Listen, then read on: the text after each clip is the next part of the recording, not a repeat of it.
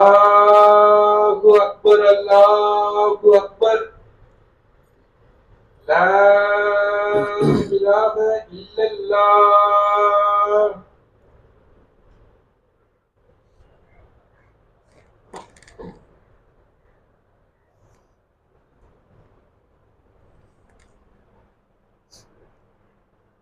Assalamu alaikum wa rahmatullahi. Innal hamdalillah nahmaduhu wa nasta'inuhu wa nastaghfiruhu wa na'udzu billahi min shururi anfusina wa min sayyiati a'malina. Man yahdihillahu fala mudilla lahu wa man yudlil fala hadiya lahu. Wa ashhadu an la ilaha illallah wahdahu la sharika lahu. واشهد ان محمدا عبده ورسوله اما بعد. கண்ணியத்துக்குரிய எல்லாம் அல்ல அல்லாஹ்வின் நல்லடியார்களே, பெற்றோரை பேணுவோம், பெற்றோரை பேணுதல் என்ற இறை கட்டளையை, இறை வசனங்களை நாம் அறிய இருக்கிறோம். மனித இனத்துக்கே பெற்றோர் பாசத்தை நம்ம சொல்லி தெரிய வேண்டியதில்லை. எப்படி கால்நடைகள் மிருகங்களுக்கு இருக்கிறதோ அதை விட அதிகமான பங்கு மனிதனுக்கு இருக்க வேண்டும். ஆனால் ஒரு குறிப்பிட்ட காலத்தில் பிள்ளைகள் சுயநலவாதிகளாக ஆகி, இன்னும் ஒரு படி மேலே போய் சொல்லணும் என்றால், அவர்களிடம், அதாவது பெற்றோர்களிடம் இருக்கக்கூடிய சொத்துகள், ஆதாயங்கள் ஏதாவது இருந்தால் அதையும் பெற்றுக்கொண்டு எடுத்துக்கொண்டு சில பேர்கள் நட்டாத்தில் விடக்கூடிய காட்சிகளும் இருக்கிறது. இன்னும் சொல்ல போறோம்னா முதியோர் இல்லம், முதியோர் இல்லத்தில் கொண்டு போய் என்னது சேர்க்கக்கூடிய காட்சிகளும் நடக்கிறது. ஒரு குறிப்பிட்ட அந்த ஏஜி, அந்த திருமணம், அந்த திருமணம் முடிஞ்சதுக்கு அப்புறம் தன்னுடைய நிலையெல்லாம் மறந்ததுக்கு அப்புறம் அவனுடைய அந்த நடவடிக்கை படு மோசமாக இருக்கிறது. காரணம் என்னவென்று கேட்டால், அதற்கு பெற்றோர் மேல ஒரு பழியையும் போடுவாங்க. அவங்க சரியான முறையில நடக்கல. அதுபோக இன்னொரு காரணத்தை, அவங்க பெற்றோர்கள் கிட்ட சரியாக நடந்தார்களா, அதாவது சாக்கு போக்கு சொல்றது. இந்த மாதிரி சாக்கு போக்க கூட அல்லாஹ் என்ன செய்யல, விரும்பல. உனக்கு நான் போட்ட கட்டளையை நீ பின்பற்றினியா, அவங்க எப்படி நடந்தார்கள் என்று அவங்க கிட்ட நான் கேள்வி கேட்டு தெரிஞ்சுக்கிடுவேன். நீ எப்படி நடக்கிற? இப்படியே ஒரு கேள்வி மேல் கேள்வியை எழுப்பிட்டே போனா அது எங்க போய் முடியும்? முடியவே செய்யாத. அவன் அப்படி செய்தான், நான் இப்படி செய்வேன், நீ அப்படி சொல்லிட்டே இருக்க வேண்டியதுதான். அப்ப எந்த மாதிரி ஒரு நிலை உருவாயிரும்? நன்றி கெட்ட மாபாவிகள் உருவாயிருவாங்க. ஏன்னா உனக்கு பெத்தவங்களையே உனக்கு மனிதாபிமான அடிப்படையில் பார்க்க முடியலைன்னா இங்க யாரதான் பார்க்க போற? அவங்கள வச்சுதானே நீ உலகத்துக்கே வந்திருக்கிற. உன்னை அந்த சிறு வயதுல உன்னை ஆளாக்கி விட்டுருக்குறாங்களே. அப்ப அதெல்லாம் மறந்து என்ன செய்யறாங்க, பேசக்கூடிய ஒரு காட்சிகள் இருக்கிறது. அதற்கெல்லாம் சம்மட்டி அடியாக வசனங்களை அல்லாஹ் கொடுக்குறான். பார்த்துத்தான் நீ ஆளணும். கட்டளையாகும், போதனை கிடையாது. என்னுடைய கட்டளை, ஆர்டர், அம்புரு, நீ செய்தே ஆகணும். அதுக்குத்தான் நம்மளும் பழமொழி வச்சிருக்கிறோம்ல. எப்படி வச்சிருக்கிறோம்? பெத்த மனம் பித்து, பிள்ளை மனம் கல்லு. என்னன்னு கேட்டா, இவங்க அந்த பித்து பிடிச்ச மாதிரி ஆயிடுவாங்க. ஏன்னா இவனா இப்படி ஆயிட்டான், இவன் கல்லாயிருவான். எது சொன்னாலும் அப்படி கல்லா உட்கார்ந்துருப்பான். இப்படி ஒரு பழமொழியை ஆக்கி வச்சிருக்கிறாங்க. அப்ப அல்லாஹ் சுப்ஹானஹு வ தஆலா இதை பற்றி எப்படி வசனங்களை நமக்கு கட்டளையாக சொல்கிறான், நபிகள் நாயகம் ஸல்லல்லாஹு அலைஹி வஸல்லம் அவர்கள் எப்படி நபிமொழியை நமக்கு தந்திருக்கிறார்கள் என்பதை நாம் ஓரளவு அறிய இருக்கிறோம். அல்லாஹ் சுப்ஹானஹு வ தஆலா கூறுகிறான், வஸ்ஸைனல் இன்சானு, நேரடியா இன்சான்னே சொல்லிட்டான். ஐயுகல்லதீன ஆமன்லாம் கிடையாது. மனித இனத்துக்கே நாம் அவனை வலியுறுத்தி இருக்கிறோம். வஸ்ஸைனல் வசியத்து பண்ணி இருக்கிறோம். என்ன தெரியுமா? பில் வாலிதைனி, அவர்களுடைய பெற்றோரை குறித்து வலியுறுத்தி இருக்கிறோம். ஏன் வலியுறுத்தி இருக்கிறோம் தெரியுமா?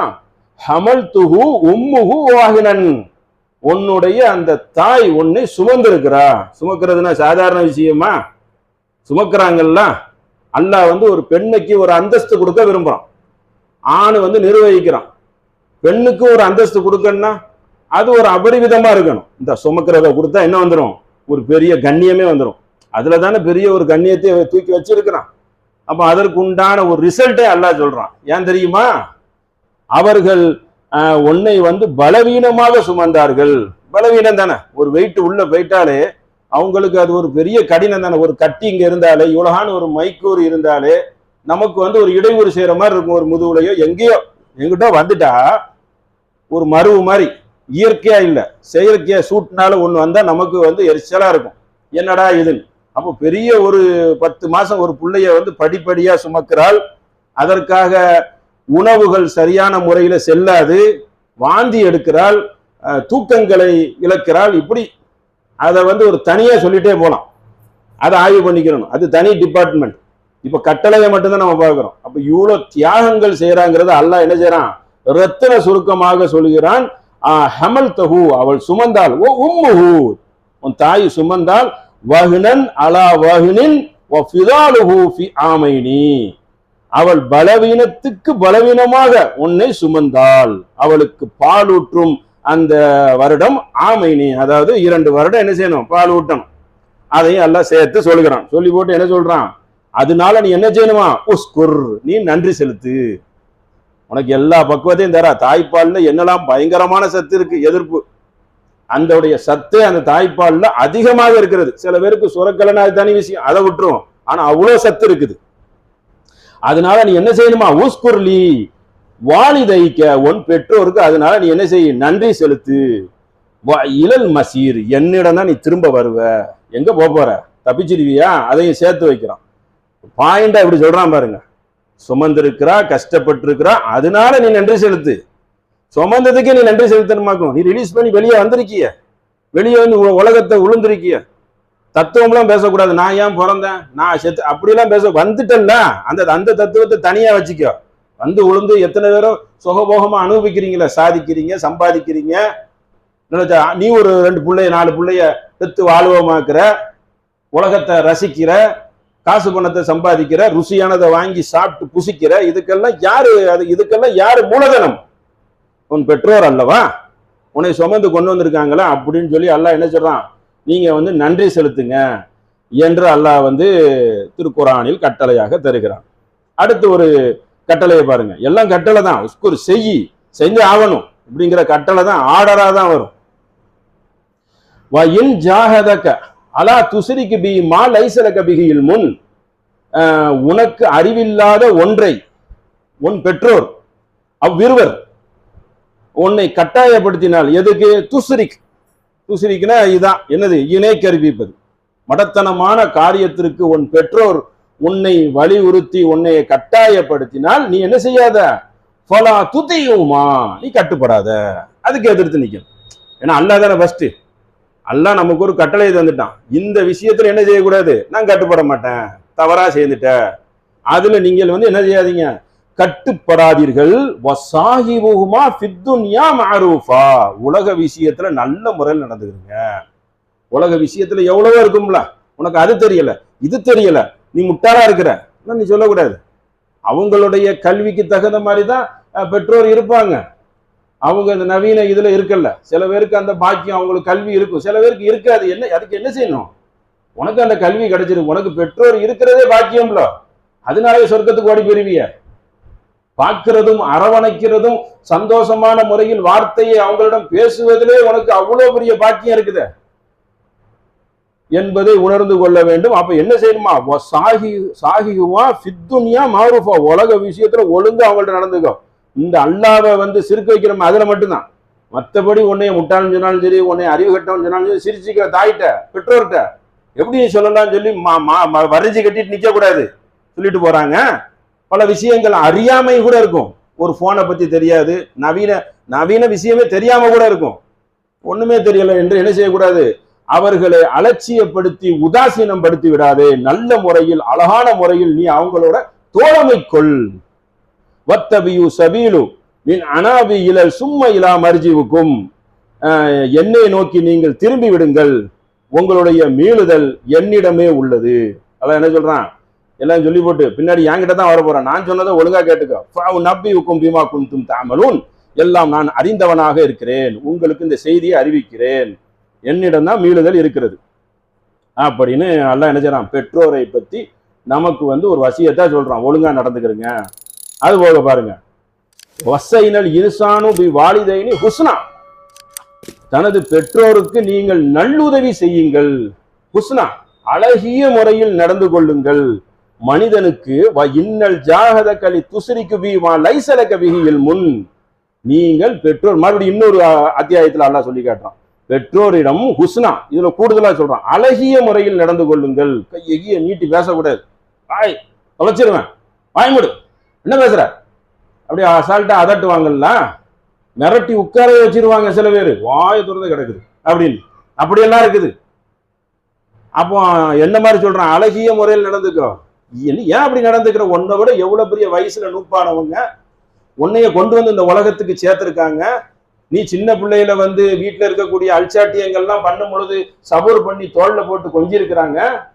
அப்ப இதையெல்லாம் மறந்து நீ என்ன மாதிரி இருக்கிற, கவனமா இருவருக்கும் என்ன செய்யுது, நீ அவர்களிடம் அழகிய முறையில் நடந்து கொள்ளு. இதுலயும் அல்லாஹ் சேர்த்து சொல்றான், துசுரிக்கு பிகி, அவர்கள் இணை கற்பிப்பதற்கு உங்களை வந்து என்ன செய்யணும், வலியுறுத்தி எதுவும் சொன்னால் நீங்கள் என்ன செய்யக்கூடாது, பொலா துத்தியுகுமா, அவர்களுக்கு நீங்கள் கட்டுப்படாதே.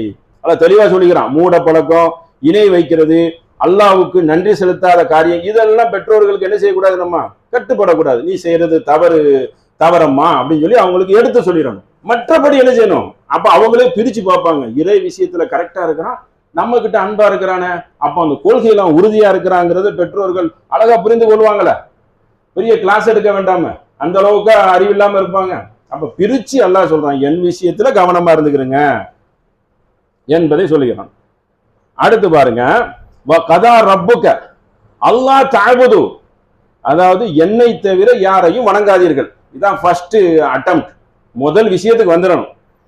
என்னை தவிர யாரையும் நீங்க என்ன செய்யாதீர்கள், வணங்காதீர்கள். இல்லா ஈயாஹு பில் வாலிதைனி இஹ்சானா, நீங்கள் பெற்றோர்களுக்கு உபகாரம் செய்யுங்கள். இஹ்சானா, நல்ல உபகாரம் செய்யுங்கள், அவர்களிடம் நல்ல முறையில் நீங்கள் நடந்து கொள்ளுங்கள். அதையும் சொல்லிட்டு அல்லாஹ் சொல்றான் பாருங்க, இம்மா எபுலிகுன்ன இந்த கல் கிபர வ அகதுகுமா அவ் கிலாகுமா, அவ்விருவரில் தாய் தந்தை அவ்விருவரில் ஒருவர் முதுமை அடைந்து விட்டாலோ, அந்த வயசான அந்த நிலை வந்து விட்டாலோ, குழந்தை மாதிரி ஆயிடுவாங்கல்ல, அப்படி வந்து விட்டா என்ன செய்யக்கூடாதான், ஃபலா தகுல் லஹுமா உஃபின், அவர்களை சீ என்று கூட சொல்லாத. சீ வாய மூடு, இதெல்லாம் சாதாரண வார்த்தை, கண்ணியப்படுத்த சொல்றான். அப்ப அல்லாஹ் கண்ணியப்படுத்த சொல்லுகிறான். பிள்ளைகள் எப்படி இருக்கிறாங்க, டேக் இட் ஈஸி அப்படிங்கிற மாதிரியும், அவர்களை வந்து பயங்கரமான துன்புறுத்தக்கூடிய வார்த்தைகளில் பேசுவது மாதிரியும், உனக்கு என்ன தெரியும், வாய மூடிட்டு இடத்தை காலி பண்ணு, என் விஷயத்துல நீ தலையிடாத என்றெல்லாம் பெண் பிள்ளைகள் கூட அப்படி வந்து ஒரு கடுமையான வார்த்தைகளை போட்டு பேசுறாங்க. அப்ப இந்த சட்டங்கள் எல்லாம் அவங்களுக்கு போய் சேரலையா? அவன் அல்லாஹ் எப்படி கட்டளை போடுறான், அவங்கள சீனு கூட சொல்லாதீர்கள், கண்ணியமான முறையில் நடந்து கொள்ளுங்கள். வலா தன்ஹருமா வ குல்லஹுமா கௌலன் கரீமா, அவர்கள் இருவரையும் சீ என கூறாதீர், அவரை விரட்டாதீர்கள். எப்படி நடக்கணுமா, அவ குல்லஹுமா கௌலன் கரீமா, கண்ணியமான முறையில் அவர்களிடம் நடந்து கொள்ளுங்கள். கண்ணியம்னா எப்படி, கண்ணியங்கிறதுக்கு விளக்கம் எடுக்கணுமா, கண்ணியம் என்றால் எப்படி, கரீமா, வாங்க இருங்க உட்காருங்கம்மா சாப்பிடுங்கம்மா, எவ்வளோ வார்த்தைகள் இருக்கு. அவங்களுக்கு தேவைகளை நிறைவேற்ற செயல்கள் எவ்வளவோ இருக்கிறது, எவ்வளவோ இருக்குமே. வயசாகிட்டனா ஒரு பெற்றோராக இருந்தால் வேட்டி உடுக்க வேண்டியது இருக்கும், ஒரு தாய்க்கு வயசாகிட்டா குழந்தை ரேஞ்சுக்கு மாறிடுவாங்கல்ல. நம்ம எப்படி டவுசர் போடாம சின்ன வயசில் சுற்றி கொண்டு திரிந்தோமோ, எதுவுமே தெரியாதுல்ல, மலை ஜலத்தில் அலைந்து விளையாடுவோமோ, நல்லது கெட்டது தெரியாம எப்படியெல்லாம் நடக்க சில நம்மளை எப்படி அவர்களை அனுசரித்து தூக்கி வைத்து கொஞ்சினார்களோ குழாவினார்களோ, அப்ப அந்த ரேஞ்சுக்கு அவங்க வரதானே செய்வாங்க. வயசு வந்துட்டா எல்லாம் தான் மறதி ஏற்படும். அப்ப எல்லாம் ஏற்படுச்சல நம்ம வந்து அல்லாஹ் சொன்ன அந்த கட்டளையும் சேர்த்து நம்ம சபூர் செய்த எப்படிப்பட்ட விஷயம். இன்னொரு ஹதீசுகள்லாம் பார்த்தா ஆச்சரியத்துக்கு போயிருவோம், சொர்க்கத்துல கொண்டு போய் சேர்த்துரும். அந்த அளவுக்கு பெரிய பெரிய செய்திகள் எல்லாம் இதுல இருக்கிறது. இதுல ஒரு கட்டளையா போடுறான், செய்யாத இதுக்கு விளக்க வர எங்க போய் நிக்குது, சொர்க்கம், பரிசே சொர்க்கம். யாரு தாய் தந்தை உயிரோட இருந்து அவர்களை இவன் பார்க்கவில்லையோ அவன் மூக்கு அவன் மண்ணை கவட்டும், அவன் மண்ணை கவட்டும், மண்ணை கவட்டும். 3 தடவை சொல்றாங்க. இருந்து அவர்களை பார்க்க உனக்கு அந்த பாக்கியம் கிடைக்கலன்னா நாசமா போச்சு, நரகம் பெறுவ என்பதை ஒரு நன்றி விசுவாசத்தையே கற்றுக் கொடுக்குது. நன்றி விசுவாசம் ஒண்ணு வேண்டாமா? அப்ப அதை அறிந்து கொள்ள வேண்டும். 2 வரை என்ன செய்யக்கூடாதான்? சி என்று சொல்லக்கூடாது. முதுமை அடைந்து விட்டால் அது தாயோ தந்தையோ என்ன செய்யக்கூடாது? அவர்களை விரட்டாதீர்கள், அவர்களை நீங்கள் கண்ணியமான சொல்லை சொல்லுங்கள் என்று சொல்லி போட்டு அல்ல மறுபடி இங்க பாருங்க, அடுத்த ஒரு செய்தி அது கீழே 17:24 உங்கள் சிறகுகளை தாழ்த்தி விடுங்கள். தாழ்த்தி விடனா பணிவா இறங்கணும். அதுக்கு ஒரு காலில் விடுறது அர்த்தம் கிடையாது, சரிங்களா? அப்படி அர்த்தம் கிடையாது. பணிவுன்னா அவங்க கிட்ட நல்ல இறங்கி நடக்கிறது. செய்யுங்கம்மா வைங்கம்மா, எந்த அளவுக்கு இறங்கணும். பணிவும் என்ற சிறகை தாழ்த்துனா கீழே தானே வரணும். நீங்க என்ன செய்யணுமா? துல்லி சிறகை தாழ்த்துங்கள்.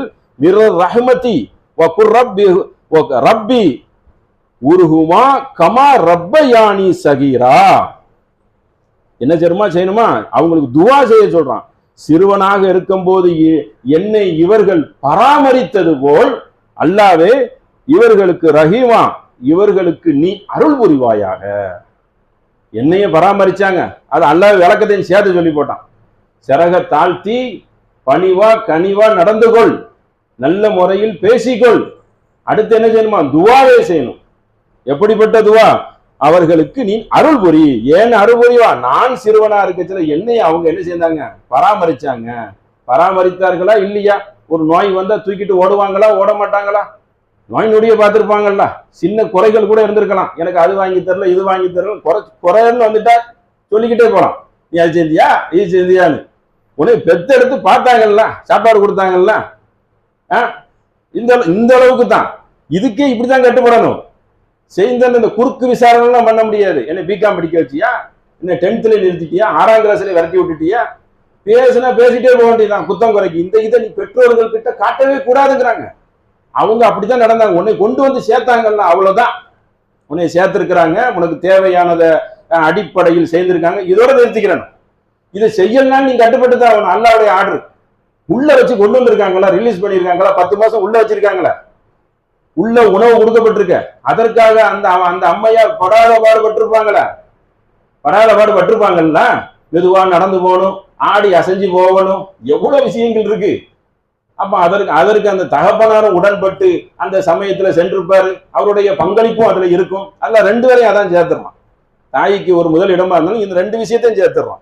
2 பேருக்கும் பங்களிப்பு இருக்கு. அவர்கள் சுமந்தார்கள் என்றால் இவருக்கும் பங்கு இருக்க. அப்ப அதை கவனத்தில் செய்து வைத்துக் கொள்ள வேண்டும். அடுத்து பாருங்க, அப்போ சிறக தாழ்த்தி கண்ணியமா நடந்துக்கிறோம். அடுத்து 46:15 ஏதாவது ஒரு வகையில மனுஷன் ஏதாவது ஒரு வகையில ஏதாவது ஒரு வயசுலையாவது திருந்திடும் அப்படின்னு சொல்லிட்டு அதுக்கு ஒரு லகான் போடுறான்ல. வசையினல் இனுசானும், மனிதனுக்கு நம்ம என்ன செஞ்சிருக்கோம்? வலியுறுத்தி இருக்கிறோம். எப்படி வலியுறுத்தி இருக்கிறோம்?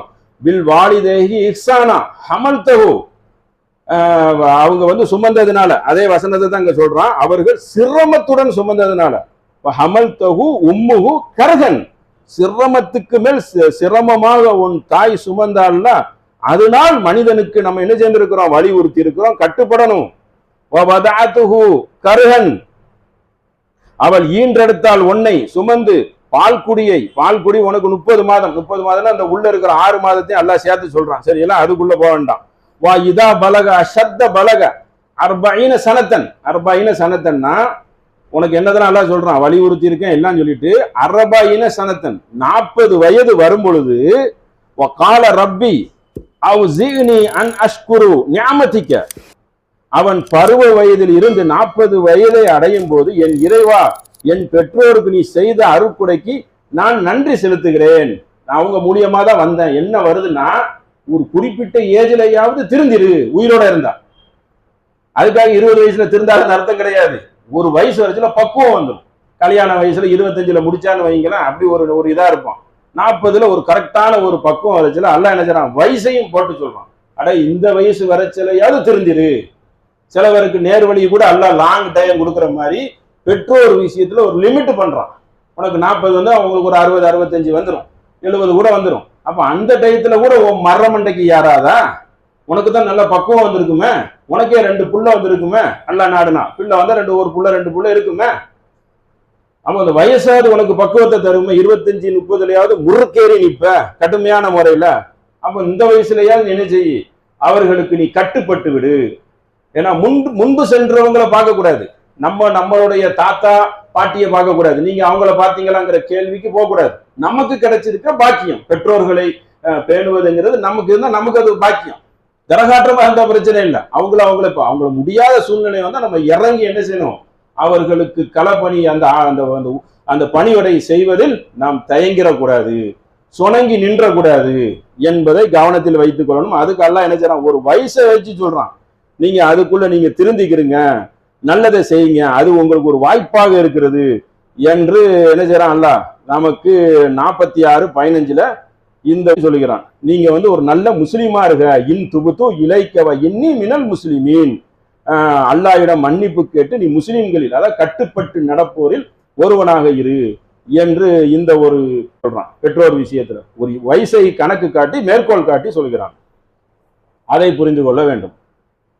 அடுத்து பாருங்க, நபிகள் நாயகம் ஸல்லல்லாஹு அலைஹி வஸல்லம் பெருமானார்ட்ட கேட்கிறாங்க, எது நல்ல செயலு, ஐயு ஆமால், செயல்லையே நல்ல செயல் எது என்று கேட்ட உடனே ஹப்ப இலல்லா, அந்த செயலை அல்லாஹ் விரும்பக்கூடிய செயலா இருக்கணும் என்று கேட்கிறாங்க. உடனே நபி ஸல்லல்லாஹு அலைஹி வஸல்லம் கூறுகிறார்கள், சலாத்து அலா வக்திகா, அந்த நேரத்துல தொழுதுருங்க, நேரத்துல என்ன செய்யுங்க, தொழுது விடுங்க. மறுபடியும் என்னது, குல்து சும்மா ஐயோ கால, மறுபடியும் சிறந்த காரியத்துல என்ன அப்படின்னு கேட்ட உடனே சும்ம பிர்ருல் வாலிதைனி, பெற்றோர்களை என்ன செய்யணும், நீங்கள் கண்ணியப்படுத்த வேண்டும், தொழுகையை உரிய நேரத்தில் நீங்கள் செய்து விடுங்கள். இரண்டாவது, பெற்றோர்களுக்கு நீங்கள் என்ன செய்யணும், நன்மை புரியுங்கள் என்று 2வது இடத்துல கொண்டு வராங்க. தொழுகைக்கு அப்புறமா பெற்றோர்கள் விஷயத்துல அந்த அளவுக்கு நீங்க பெற்றோர்களுக்கு கண்ணியத்தை கொடுத்து விடுங்கள் அப்படிங்கிறாங்க. கடந்து சென்ற ஒரு சமுதாயத்துக்கு ஒரு சட்டத்தை போடுறாங்க. குர்ஆன்ல அல்லாஹ் சொல்றான். எப்படிப்பட்ட சட்டம் என்றால், அது அப்போவே சொல்றான் பாருங்க, பனி இஸ்ரேல்கிட்ட உறுதிமொழி எடுக்கிறது. உறுதிமொழி உடன்படிக்கை எல்லாம் எப்படி தெரியுமா, முக்கியமான விஷயத்துக்கு தான் எடுப்பாங்க. முக்கியமான பொறைக்கு எடுத்து 4-5 விஷயத்துக்கு தான் எடுப்பாங்க. மற்றதெல்லாம் வெளியே போயிடும். அந்த உடன்படிக்கையை பாருங்க, நமக்கு உடன்படிக்கை தான், நமக்கு இது சட்டம். பனி இஸ்ரேல் எடுத்ததை நமக்கு அல்லாஹ் எடுத்து உரைக்கிறான். இது ஆகதுனா மீசாக்க, நாம் அவர்களிடம் உடன்படிக்கையை எடுத்தோம். பனி இஸ்ராயில லா தஅபுதூன இல்லல்லா, அல்லாஹ்வை தவிர என்ன செய்யுங்க, வேற யாரையும் நீங்க வணங்க கூடாது. வபில் வாலிதைனி இஹ்சானா, பெற்றோரிடம் நீங்கள் நல்ல முறையில் அழகிய முறையில் நடந்து கொள்ளுங்கள். பதில் குர்பா, சொந்தக்காரர்கள், வெத்தாமா வல் மசாக்கீனின்னு சொல்லி அந்த சட்டங்கள் போதுன்னு வைங்களேன். அதை கூறிவிட்டு வகூலுலின் நாசி ஹுஸ்னா, இதை நாம் என்ன செய்திருக்கிறோம், பனி விஷயத்துல பெற்றோர் விஷயத்துல நல்ல முறையில நடந்து கொள் என்று. பிறகு சும்ம வாக்கிமு சலாத்த வாத்து ஜக்காத்த, நீங்கள் ஜக்காத்தை கொடுங்க, தொழுகையை நிலைநாட்டுங்க சட்டம் வருது. இதுல என்ன வருதுன்னா, பெற்றோர்களிடம் கண்ணியமாக நடந்து கொள், இஹ்சானா நல்ல முறையில் பேசிக்கொள், அழகிய முறையில் நடந்து கொள் என்பதை நாம் என்ன செய்யணும், உடன்படிக்கையாக எடுத்தோம், உறுதிமொழியாக எடுத்தோம் என்று அல்லாஹ் என்ன செய்யறான், நமக்கு எடுத்து உரைக்கிறோம். அப்ப இதை நம்ம என்ன செய்யணும், கவனத்தில் வைத்துக் கொள்ள வேண்டும். அடுத்து பாருங்க, யஸ்அலூனக மாதா யுன்ஃபிகு, நான் என்ன செலவிடணும் கேள்வியில நிறைய சட்டம் வரும். இதுல பாருங்க, குல்மா அன்ஃபக்தும் மின் ஹைரின், நல்ல விஷயத்தை எதனாலும் செலவு பண்ணுங்க, நல்லதுக்கு செலவு பண்ணிக்கிறீங்க, நல்லவற்றில் நீங்க எதை செலவிட்டாலும் செலவிடுங்க அப்படின்னு சொல்லிட்டு, வலில் வாலிதைனி, அது யாருக்கு தெரியுமா, முதல் இடத்துல பெற்றோருக்கு செலவு செய்யுங்க. அவங்க வசதியா இருந்தாலும் செய்யலாம், ஏதாவது பொருளை வாங்கி கொடுக்கலாம். பெற்றோருக்கு முதல் இடத்துல அல்லாஹ் என்ன செய்யறான், கொண்டு போய் வைக்கிறான். வல் அக்ரபீன், அடுத்தல தான் உறவினர்கள். பெற்றோருன்னா தாய் தந்தை 2 பேருக்கும் தான். ஏன்னா 2 பேரும் சேர்த்து தான் சொல்றான், ஒருமையில சொல்லல. தாயை பாருங்க, அப்ப 2 பேருக்கு என்ன செய்யுங்க, நீங்கள் நல்ல உபகாரம் பண்ணுங்கள். அவங்களுக்கு நீங்க என்ன செலவு பண்ணணும்னு கேட்கறாங்க, அப்போ முதல்ல நிறுத்துறாங்க பெற்றோருக்கு. அப்ப எந்த அளவுக்கு ஒரு பாக்கியம் என்றால், பெற்றோர்கள் இருந்தால் பிள்ளைகளுக்கு அதுவே சொர்க்கம் கொண்டு போய் என்ன செய்யறோம், அவங்கள சேர்த்துரும். அல்லாஹ் அதை நமக்கு ஒரு பாக்கியமாக்குறான். நன்றி உள்ள மக்களாக நடந்து கொள்ளுங்கள் என்று. அடுத்து பாருங்க, அடுத்து ஒரு செய்தி எப்படி சொல்றான் பாருங்க, இதை பார்த்து நம்ம நிறைவுரை செய்வோம். அல்லாஹ்வின் தூதர் அவர்களிடம் ஒரு மனிதர் என்ன செய்யறாங்க, அழகிய முறையில் நடந்து கொள்ள எனக்கு தகுதியானவர் யார் என்று கேட்டதும் உம்முக்க, அது உன்னுடைய தாய் தான். பிறகு சும்மா உம்முக்க, பிறகும் உனக்கு தாய் தான். பிறகு யாரு? சும்மா உம்முக்க, தாய் தான் என்று. அதுக்கப்புறம் கேட்கிறாங்க மறுபடியும் யாருன்னு, என்னோட விடாம கேட்டார். அதுக்கு பிறகு சொல்றாங்க சும்மமன் கால சும்மா அபூக்க, உன் தந்தை. அப்போ இது 2 வரும் 3 வரும். ஆக மொத்தம் தாய்க்கு நீங்க தகுதியான முறையில, நம்ம இன்னைக்கு ஒரு ஃப்ரெண்ட்ஷிப் அந்த மாதிரியா பழகுறோம், ஒரு தேவைக்கு பேசுற மாதிரி தான் பேசுறோம். அப்படித்தான் உறவுகள் நிறைய இடத்துல என்ன ஆயிட்டு அப்படி உடஞ்சி சுக்குநூறா கிடக்கு. ஏதோ ஒரு தேவைக்கு பேசுற அளவுக்கு இருக்குது, பேசாமலே போறதும் இருக்கு. அந்த அளவுக்கு ஒரு கீரியும் பாம்பு மாதிரி இருக்கிற அளவுக்குலாம் இருக்கிறாங்க. இங்க என்ன சொல்லப்படுது? தகுதியான முறையில உரையாடுவதற்குன்னா ஒரு நட்பு மாதிரி, நட்புறவு பாராட்டுவது. அவர்களிடம் பேசுவதற்கு யாரு தகுதியா? தாயி தாயி தாயி, பிறகு யாரு? தந்தை என்று என்ன செய்யறாங்க? நபி ஸல்லல்லாஹு அலைஹி வஸல்லம் நமக்கு பதிலளிக்கிறாங்க. இப்படி தாய் பெற்றோர்களை பற்றி கூறிக்கொண்டே போகுது. அடுத்து பாருங்க, ஒருவர் ஜிஹாது செய்ய வர்றாரு. வஜா ரஜுலுன், ஒரு மனிதர் வருகிறார். இளன் நபி ஸல்லல்லாஹு அலைஹி வஸல்லம் நான் ஜிஹாது செய்ய போறேன். அந்த டயத்துல ஜிஹாது செய்யணும், உயிரை கொடுக்கறது தான், சரிங்களா? உடனே அவர்கிட்ட நபி ஸல்லல்லாஹு அலைஹி வஸல்லம் கேட்கிறாங்க, ஃபல் ஜிஹாதிகா ஃபகால ஹய்ய வலாதிக்க, ஹய்ய உயிரோடு பெற்றோர்கள் இருக்கிறாங்களா? அவர் ஆமா கால நாம் இருக்கிறாங்கன்னா அங்க போய் ஜிஹாது பண்ணிட்டாங்க, அங்க போய் தியாகம் பண்ணிக்க. எந்த அளவுக்கு பாருங்க, ஃபீஹுமா ஃபஜாஹது, 2 பேருக்கும் போய் ஜிஹாது பண்ணா அங்க போய் தியாகமா அர்ப்பணிப்பு பண்ணிக்கோ. உங்களுக்கு தான் உயிரோட இருக்காங்கல்ல, உங்களை விட்டு அவங்களுக்கு வேற யார் இருக்கா? ரிட்டர்ன் போன்ட்டாங்க. உயிர் தியாகம் செய்ய வந்த அல்லாவின் பாதையில் வந்தவரை ரிட்டர்ன் பண்ணிட்டாங்க. இன்னொரு ஹதீஸ்ல 3வது இடத்துக்கு தான் அல்லாவின் பாதையில போர் செய்யுங்கன்னு வரும். முதல் இடத்துல அல்லாஹ் வணங்கணும், இணை வைத்திராதீங்க. 2வது இடத்துல வந்துடும் பெற்றோரை பாருங்க. 3வது இடத்துல நீங்க அல்லாவின் பாதையில வாங்க. அப்ப பெற்றோரை எந்த அளவுக்கு என்றால், இந்த உயிர் தியாகம் செய்யறதை மறுத்து ரிட்டர்ன் ரிவேர்ஸ் போட், அவங்களுக்கு போய் என்ன செய்ய? பணிவிட செய்ய. உயிரோட இருக்கிறாங்க, உனக்கே 50 வயசு, அவங்களுக்கு ஒரு 75 வயசு இருக்கும், வயசு இருக்கும்ல. அப்ப அவங்களுக்கு யார் இருக்கா? தள்ளாடுற வயசுல யார் பாப்பா? அப்ப அதை செய்த அல்லாஹ் உனக்கு சொர்க்கத்தை பரிசா தரான என்பதை என்ன செய்றாங்க? நபி ஸல்லல்லாஹு அலைஹி வஸல்லம் நபி மொழியிலும் வலியுறுத்துகிறார்கள். அல்லாஹ்வும் கட்டளையாக குர்ஆனில் பல வசனங்களில் இடுகிறான். அப்படிப்பட்ட ஒரு நல்மக்களாக அல்லாஹ் உங்களையும் என்னையும் ஆக்கி அருள் புரிவான் என்று சொல்லி என்னுடைய முதல் உரையை நிறைவு செய்கிறேன். அன்புக்குரிய சகோதரர்களே, 2 தினங்களுக்கு முன்னாடி இந்த ஆன்லைன் மோசடி அப்படிங்கிறது நெல்லை மாவட்டத்தில் நடந்தது. இப்ப சிட்டியில நடந்துகிட்டு இருக்கிறனால ஊரு பக்கம் போறாங்க. அந்த மோசடிய அந்த எஸ்பி சிலம்பரசன் விலக்கி நம்ம மக்களுக்கு ஒரு அறிவிப்பு கொடுக்கிறார். என்ன சொல்றாருன்னா, ஆன்லைன்ல மக்கள் மூழ்கி இருக்கிறது நமக்கு தெரியும், மேம்பட்டத்திலேருந்து கீழ்மட்டம் வரைக்கும். ரொம்ப படிப்பறிவு இல்லாத மக்கள் அதில் போக மாட்டாங்க. ஆனால் இதில் ஒரு பெரிய ஆச்சரியம் என்னன்னு கேட்டோன்னா, அதில் நல்ல சாட் பண்ணி படிக்க தெரிஞ்சவங்க தான் அதில் ஏமாறுறாங்க.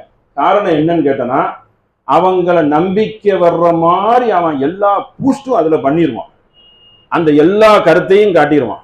அவன் அடிக்கடி அதில் கொள்முதல் செய்துட்டு இருக்கிறதுனால அந்த படித்தவன் நம்பிடுவான். அந்த அடிப்படையில் அதில் படித்தவர்கள் ஏமாறுறது தான் அதிகமாக இருக்கிறது. அதுக்கு பேர் என்னன்னு கேட்டோன்னா, அதில் நிறைய உள் விவகாரம் வச்சிருக்கான் பேரு. இதுக்கு பேர் என்னன்னு கேட்டோன்னா, வர்த்தக மையம். வர்த்தக மையம் அந்த இங்கிலீஷ் வேறு ஈய போட்டிருக்கான். நாளைக்கு எஃப்னு வரும், நாளைக்கு சீன் வரும். இதுல ஆன்லைன் ப்ராசஸ் ப்ராடக்ட் அப்படின்னு போட்டு இதுல அந்த வியாபார தளத்துல மளிகை கடை மாதிரி, சூப்பர் மார்க்கெட்டு, பல பொருட்கள் போனோம் எல்லாத்தையும் அதில் நம்பிக்கை வர்ற மாதிரி அழகா காட்டிடுவான். காட்டின உடனே முதல்ல உண்மையா கூட நடக்கும், பணத்தை திரும்ப அனுப்ப வச்சிருவான். அனுப்ப வச்சதுக்கு அப்புறம் என்ன செய்துடுறான்னா, அந்த பொருளை ரிட்டர்ன் அனுப்பாம மோசடி செய்துட்டு போயிடுறான்.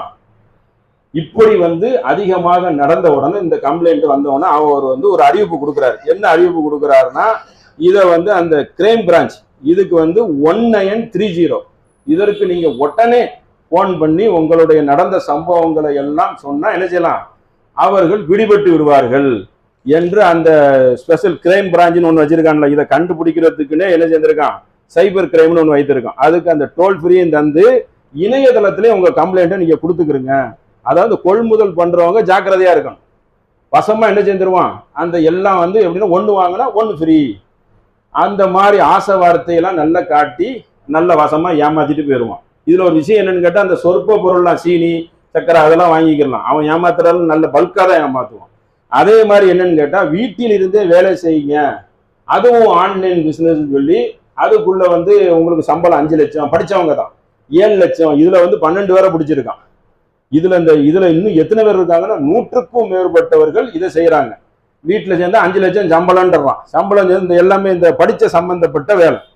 இதுல என்ன சேர்ந்திருக்கான்னா ஒருத்தரை வந்து உங்களுக்கு மாசம் ஆயிடுச்சு சம்பளம் வாங்கிக்கிறீங்க அப்படின்னு இருக்கான். சம்பளம் 9 லட்சம் ரூபாய். அந்த சம்பளத்தை என்ன செய்திருக்கான், நீங்க எனக்கு ஒரு 5 லட்சம் ரூபாய் போட்டீங்கன்னா நான் மிச்சத்தை உங்களுக்கு தந்துருவேன், இதுல வந்து ப்ராப்ளமா இருக்கு அப்படின்னு சொல்லி 5 லட்சத்தை வாங்கிட்டான்.